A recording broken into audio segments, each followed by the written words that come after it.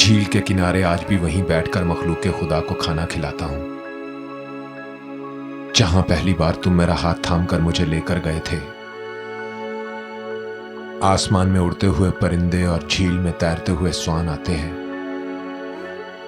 मुझे अकेला देखकर उदास हो जाते हैं।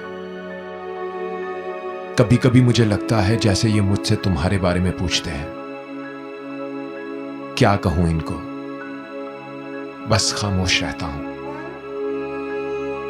जहां हम बैठकर कॉफी पीते थे, वहां मैं अब भी बैठता हूं।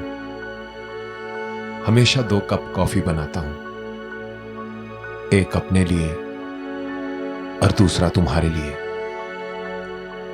जानते हो, जब तुम नहीं होते हो तब भी तुम होते हो, और इस होने और ना होने को कोई खोने वाला ही समझ सकता है।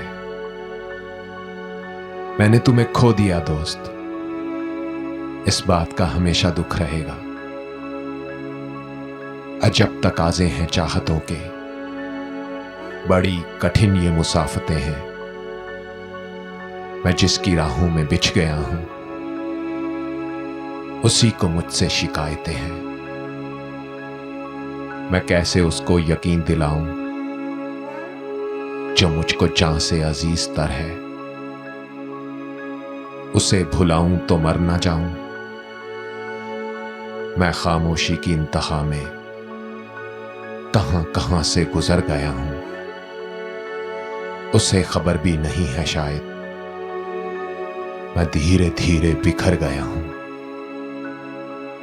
मैं धीरे धीरे बिखर गया हूं।